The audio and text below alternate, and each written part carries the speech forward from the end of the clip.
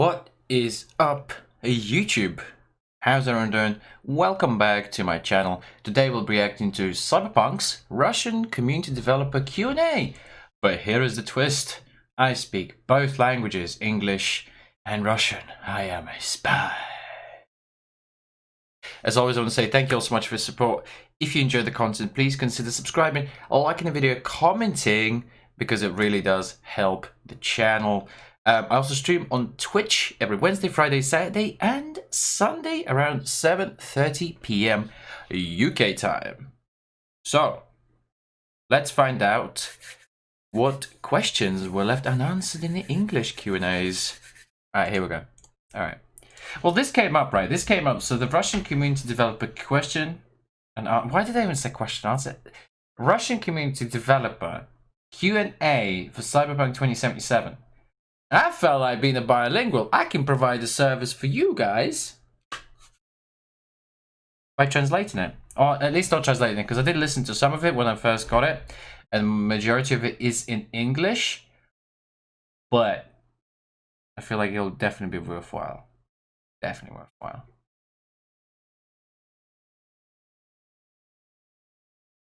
That's a oof. That's a big oof.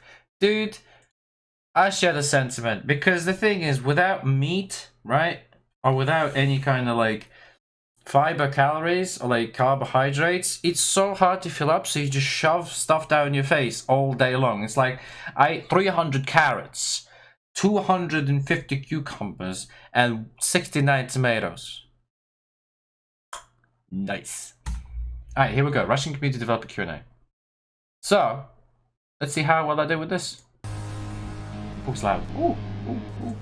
There we go.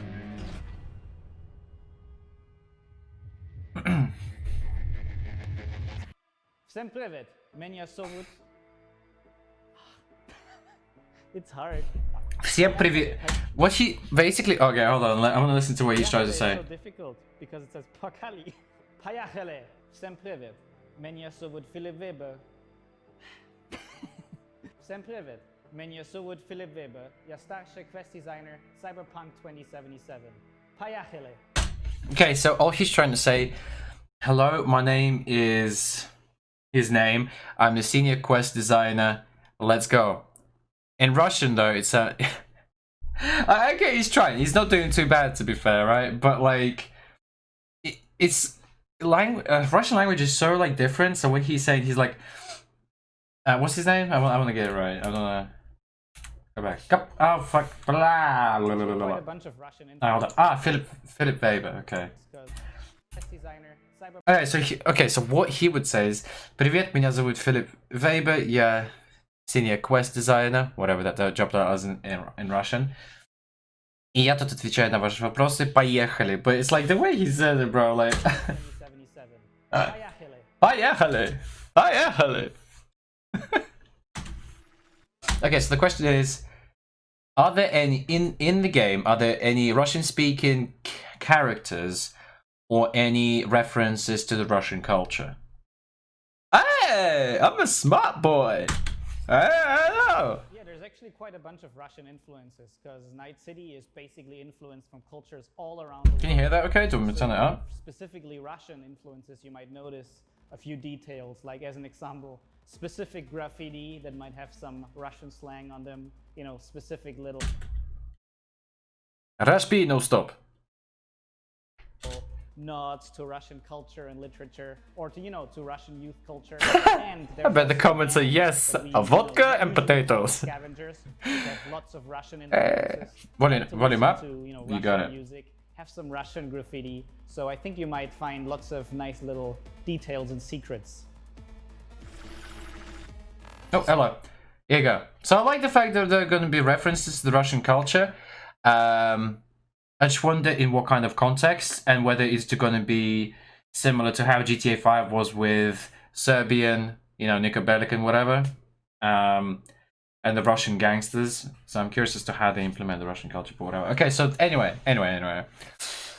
This question is, can our character do day-to-day tasks, same as eat, sleep, shower, and without any disruption to the quests.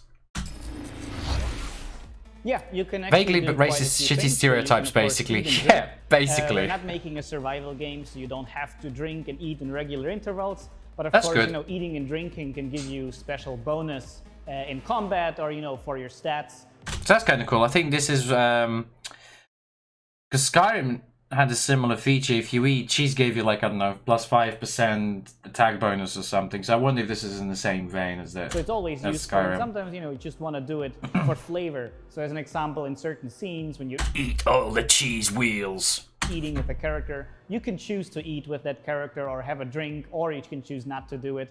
And of course, if you're in your I apartment, drink with you can turn on everybody. the shower, the toilet, or you can even use a mirror if you want to. So we want to give you some opportunities to try and you know, live that cyberpunk life. You can go and buy some nice things, or you can maybe sometimes... See, that's my only kind of question about this game, right?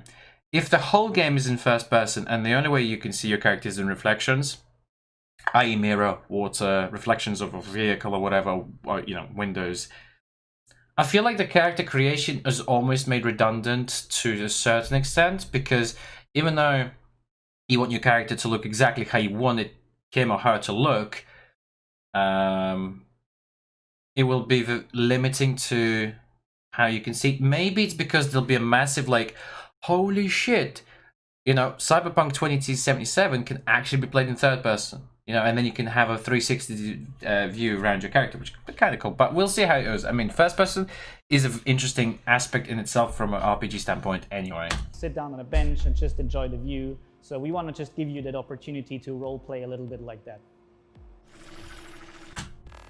Okay, so this question is, how populated, or how much, I'm trying to phrase it right, is Night City, so basically, is Night City heavily populated? Is there a lot of people? And would this depend on the time of the day or the things that happen in the game, or events that happen in the game?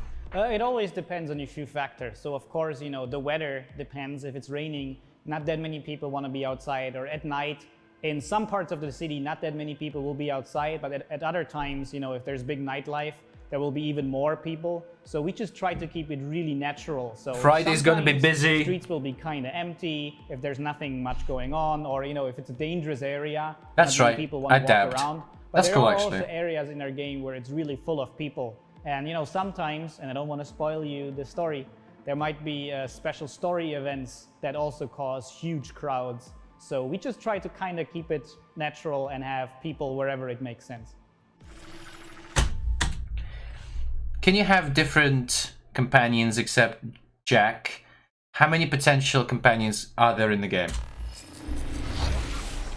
There actually are quite a few people that you can, you know, play different quests with that are very important to the story, and that also come with you on specific missions, or, you know, just for having a drink on a drive.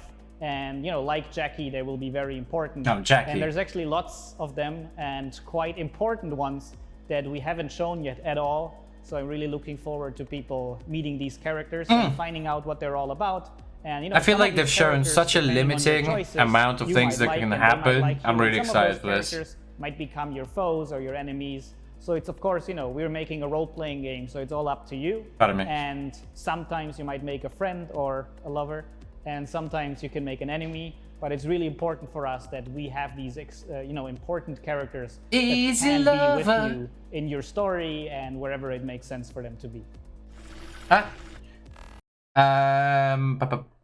Yeah, so this is asking basically, can you take different sides for each gang, or a gang?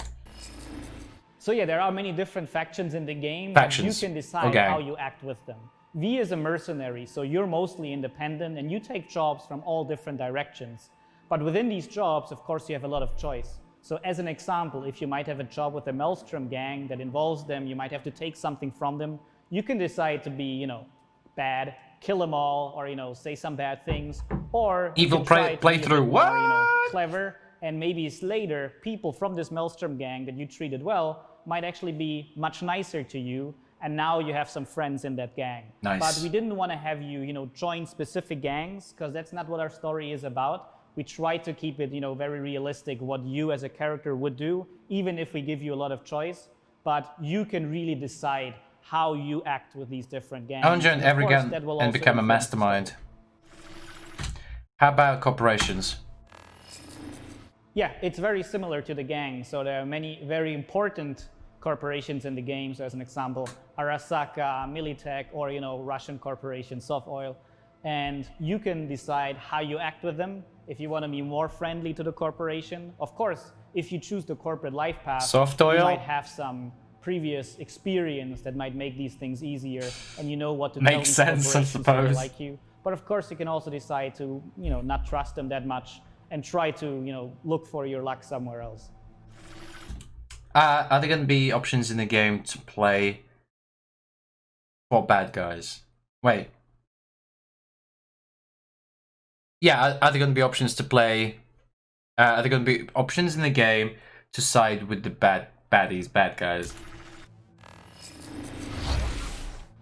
You can decide to make many very bad choices and pretty much whenever you want to kill people. But we don't let you just murder everyone in the streets, because first of all, we try to tell a story. No! And if you could just kill everyone and just blow up the whole city, that wouldn't work very well. But no! Also, there are people in the city that try to stop you. So as an example, if you just shoot people out in the open, the NCPD, so the police, might actually put out a contract on you. So people actually would get money for killing you. Okay. And then of course they hunt you down. But at the same time, you actually can benefit from that as well. If there's some gangster who has a big, money reward on him, if you take him out, that money is yours. Money. Is there a way to stay as a good guy without stealing or killing? Yeah, I think that's right, yeah. Yes, you can actually go through the game without killing anyone. However, you can't be a full pacifist. So, there might always be some opportunities where you do have to use violence, or where, you just have to knock out someone or take them down. But you do not have to kill anyone. Because the thing is, V is, living in a very violent world. V is a mercenary, so V always might have to use violence, but you can always be very clever about how you do it. And as an example, you can use non-lethal weaponry, or of course you can use stealth to circumvent certain areas. Or sometimes, if you use your choices really well in dialogues, you can also just skip some areas completely or find completely peaceful solutions. Can we drink alcohol in a bar? Yeah, there you can. A vodka! Drink alcohol if you want to. We basically give that you as a role-playing choice. Because of course, there are many people that might want to have a drink with Cyberpunk, dude, that's cool. Okay. Or not, and nice of course touch. The characters can nice touch, Cyberpunk. To them if you would I like want to it. do that. Right here. Of course, there's right also here. Some other substances that you could choose to take or not, and we basically leave that up to you. But of course, there's also many important drinks in the world of Cyberpunk. Nice. As an example, Johnny Silverhand has his own unique drink. So, it was very important for us to make that very realistic. Hey, take a swig of that Cyberpunk, boy. Cyberpunk 2077. Is it going to be similar to Witcher 3 in regards to choice and the consequences because of him? So I'm guessing it's asking whether the two are... Well, this is a loaded question because it's asking, one, if it's Cyberpunk and Witcher 3 are in the same universe because obviously of the Siri thing. And secondly, are there going to be any impact from Witcher 3 into Cyberpunk 2077? Yeah, choices are still very important to us because, especially me as a quest designer. I'm assuming that's what it meant. We're working on trying to build on our foundation that we made with The Witcher Wild Hunt. And we always want to have our choices to be very important and very impactful. And it's very important for us that, of course, you never know the outcome. Sometimes, a choice might be not that important. It's just something nice you can say to a character and they might react to it later or not. Sometimes it's just... Some of these questions are phrased really we really strangely. want to have those consequences. And sometimes, that might be a small consequence. Sometimes maybe I'm just so out of touch with the Russian. Someone might like you a bit more or a bit less. But sometimes these can also be really, really big consequences. And for us, like with The Witcher, we want to do it in a way that you never know when. So you basically always have to be on your toes. Also, of course, we never tell you, this is a good choice, this is the bad choice. This is a funny choice. You basically When you just kill have the to use cows, the your robot head, cow god and kills have to you. read characters that you're talking to. Sometimes True. saying the same thing to two different characters might produce a completely different outcome. Just this time it'll be it was robot always important cows. for us to handle it like that, because that basically means Moo, that beep, you beep, beep, really beep. try to play as your Moo. character, and you think a little bit about what you're saying, so you can't just always think, oh, I'm making all the good choices. Because sometimes you try to make a good choice, but through a logical consequence of Robot things, cow maybe in sometimes that might cinemas have a bad 2021. Can our character become a cyborg? So you can actually get tons and tons of cyberware. This is to and so, do, of course, yeah, also this is to different do with the cyberware that upgrades gets and stuff because of, progressively yeah, But if you're, let's say, thinking about someone like Adam Smasher that you might have seen in one of our trailers, V specifically isn't going that far just yet, because, you know, it's not part of the story we're telling. Yeah, I've heard this part before. Colossus that's basically not human anymore. Also, Adam Smasher, you know, he needed 50 years to get that far. But definitely you can actually change your body quite a lot. And the thing is, cyberware in Night City isn't just about, you know, specific abilities that make you stronger, better, faster. Cyberware is also just fashion. It's like, you know, having an iPhone. So pretty much almost everyone in Night City has some kind of cyberware, and sometimes it's just for looking cool. And, you know, some of those cyberware things might also just, you might want to have to just look cool. Can we change the way V looks as the game progresses? That's a good question, actually. So we want to give you actually lots and lots of different options in our character creation. So you can pretty much create the character you want to create. You can choose your body, your face, your voice. And of course, you know, we want to give you lots of different choices within these things. So, you know, lots of different hair, makeup, noses, eyes, and so on. But the thing is, after the game starts and you've created the way your character wants to look like, of course, you know, we offer you lots of different clothing styles. Because, you know, style is very important in Night City. And you can choose to, as an example, wear a cool jacket, or you can role play as many different directions. So as an example, there might be outfits that look more corporate if you want to look like that kind of character. Oh my god, dude. I wonder how much options there are as well. You have to wear this jacket. Why is there this white bar here? What the hell? Like, can you see it? Like that. We basically give you slots so you can modify your clothing. That's weird. And of course, the clothing can then have very good effects on you, but you can still choose what clothing you use for that. So it's very important for us that you can actually choose the way you look like in a way that is cool for you. Because of course you also might want to show off your character. You can of course see your character in mirrors, the inventory, you can look down at yourself, and we also... Inventory. Interesting. So there are more places where you can view your character. I wonder where this is going overall. Also want to offer... Sorry for the bad pause, my dude, by the way. Mode, where you can then of course put your character into different cool scenes. So that's why it was very important for us that you can actually choose photo mode, boys.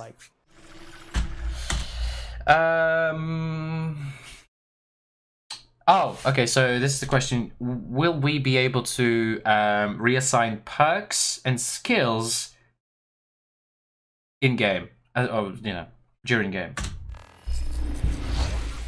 Yes, you can absolutely redistribute them, because we want to give you a fluid class system that allows you to basically create your character in any way you want. So as an example, there are many different perk trees and attributes you can choose from. As an example, if you want to be more like a netrunner, you can use lots of netrunning skills. You can use lots of skills from the stealth tree, but we want you to be able to experiment, because we don't have these fixed classes. Nice. We want to have you be able to choose anything you want. And of course, sometimes you might choose something you don't like, or you want to just try out something else. And that's why it was important for us that you're able to also redistribute your attributes later on. That's awesome.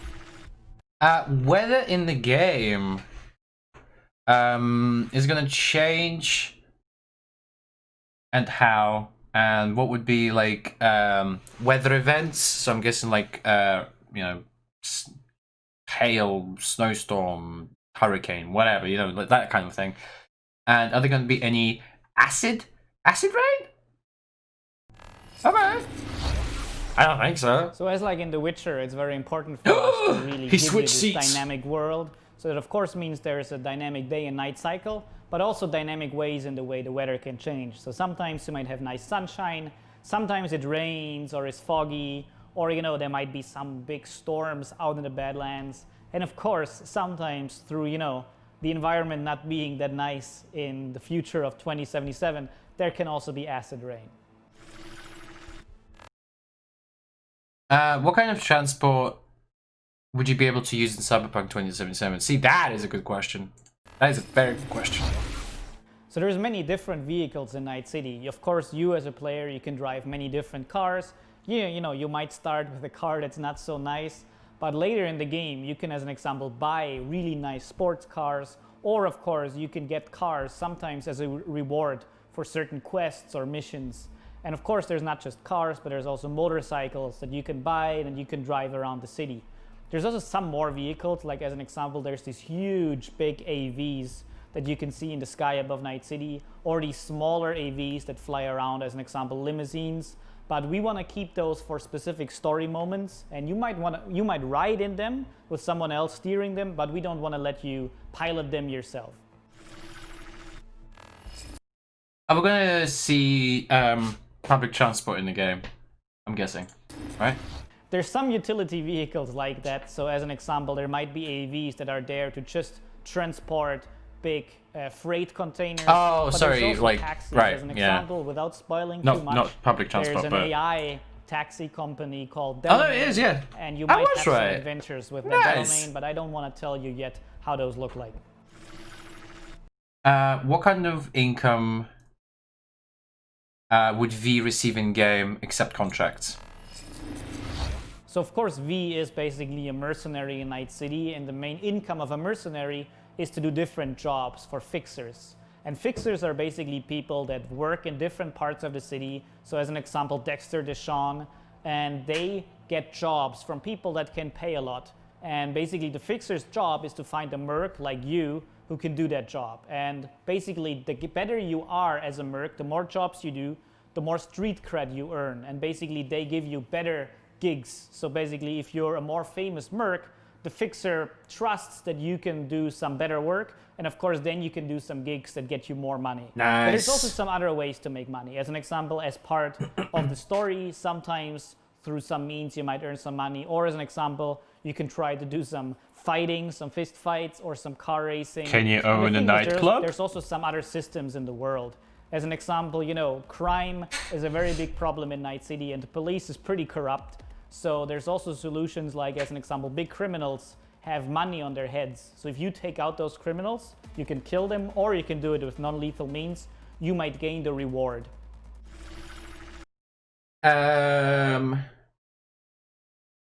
In the game, will there be people of different ethnicities and nationalities talking in their native languages? I'm killing this, yo! Oh, he switched seats again.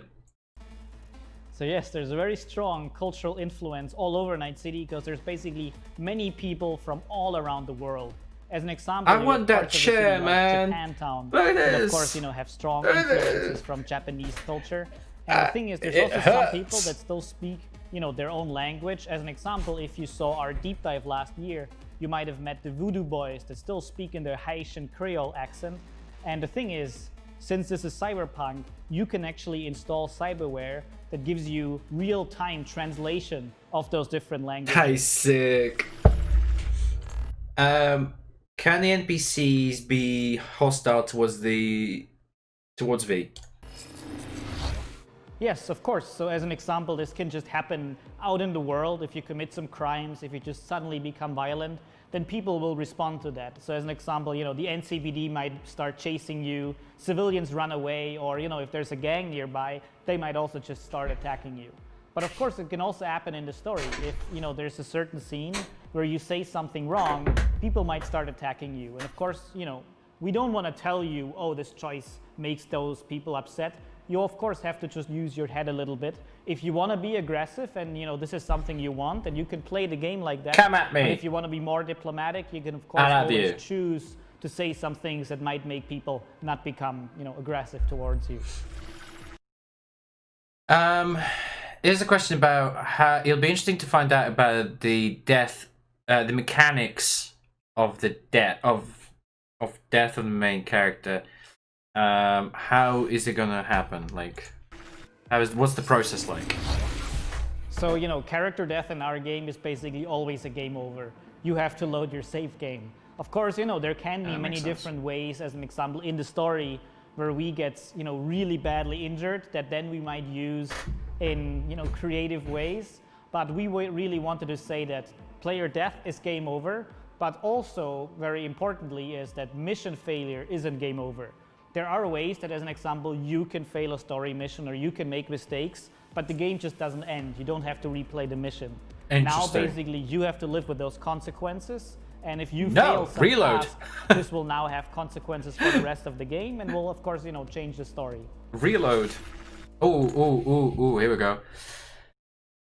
In The Witcher, there was quite a lot of mystical quests and locations. Are there going to be any similar things in Cyberpunk 2077? How about horror aspect? Of course, I don't want to spoil specific missions for you, but the thing is, if you read, you know, lots of different Cyberpunk books, or watch movies, or play games, you can see that within the Cyberpunk genre, there are many different stories that you can tell. And of course, you know, some more philosophical stories have a place there, or, you know, maybe something that's more like horror, or of course, you know, also straightforward action. And it was really important for us to really, you know, tell those different stories, because for us as developers, that's the most important thing. That's the most interesting thing for us. Compelling storytelling. That's really important. Come up with, you know, quests. I think what is a quest that CD Projekt Red are really good at it. Why does this quest need to be in the game? My chest falling apart. I'm not even joking. One reason is that this is just a very important and interesting topic that we want to work with and that we want to show players. And of course, that can also mean that there's some more, let's say, you know, mystical topics. But at the end of the day, Cyberpunk isn't a fantasy game. So it will still be, you know, rooted in this cyberpunk science fiction world. Oh, there we go.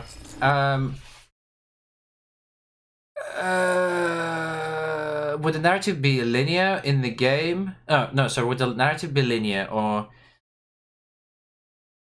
are there going to be many events happening within the game at the same time? I'm guessing. So we're trying to make the game really he keeps switching places. So you can basically choose. You can teleport to play the game. Of course, you know, there are main story missions that you have to do that are kind of linear, you know, as an example at the start, but then the game opens up a lot. And the thing is, you know, you might already know from The Witcher Wild Hunt, we try to tell very non-linear stories even within our quests. True. So you as a player have lots of choice. True. And these consequences can change the story. And they can change the story in a way that, you know, you might not see complete storylines, complete quests at all because of decisions that you made. And we actually think that's a really good thing, because we want to have it in the end that you have your own experience of Cyberpunk. You played it in a way that no one else played it. And that's why it's very important for us to make it non-linear. And, you know, of course, that means that some quests many players might not even see, but we actually think that's a pretty cool thing, because that just makes them much more special for the players. Oh, for sure, dude. I heard there's like... Just on that note, I heard there's like 7 endings to one side quest, dude. That's insane, you know? Ooh, this is a question I don't think I've had an answer to. So the question is there going to be a multiplayer, and when? So we can't talk about multiplayer a lot. Bitch, please, there's gonna be a multiplayer. Yet, we can say that there are people working on something for multiplayer of Cyberpunk, but right now we are still fully... GTA Online, what? Cyberpunk Online, what? Focused on delivering the proper single-player RPG experience. Cyberpunk 2077, is it... it's asking basically, is it an FPS or is it an RPG? But I already answered that question. So we still think of Cyberpunk as a true and proper RPG, and we actually want to show that a lot with our fluid class system. So we actually want to give you even more depth than in previous games to really define your character. So, you know, you have lots of attributes, perks, skills, you know, of course, different items. So we actually still think Cyberpunk is a truly proper RPG. But it also means that, you know, let's say if you do want to shoot, we wanted to make the shooting feel really good. We didn't want to make it in a way that, yeah, this is an RPG and you can shoot too, but, you know, we really wanted to make it a true and proper RPG. But if you shoot, it should feel good enough to be, you know, good enough for a proper shooter. Can we burn down this city? That's a very difficult question because, you know, giving you a Oh proper crap! answer Of course might you be can, bro. spoiling You some can. events of the game. But the thing is, of course, you know, in the open world, you can cause some mayhem. You can burn down some things. You know, you can blow up cars. Destructible environment? What? But the thing is also, you know, the story of Cyberpunk is mainly like the Cyberpunk genre. Like Mike Pondsmith said it really nicely, that Cyberpunk is about saving yourself. So it's more about you v saving you, and not that much about, you know, like the big picture, like the big city. You do interact with these things a lot, but you know, all the things that you might interact with still are very deeply ingrained in your own personal emotional journey, and maybe the journey might lead to, you know, some bigger things happening, especially because, you know, you are connected to Johnny Silverhand, who, as some people who know the pen and paper Cyberpunk 2020, likes to burn down the city. So there might be some things in the future that you might find interesting. Nice. And that's it. Smiley. Thanks for your questions. We'll see you in Night City. Thanks, Phil Weber. That was very informative. There was actually a couple of questions I didn't know the answers to prior to this Q&A, so that's hella sick. So that was the Russian community developer Q&A. See, we found out a couple of things that wasn't mentioned in the English versions. Interesting. Ah, yeah. November 19th. Can't come any sooner.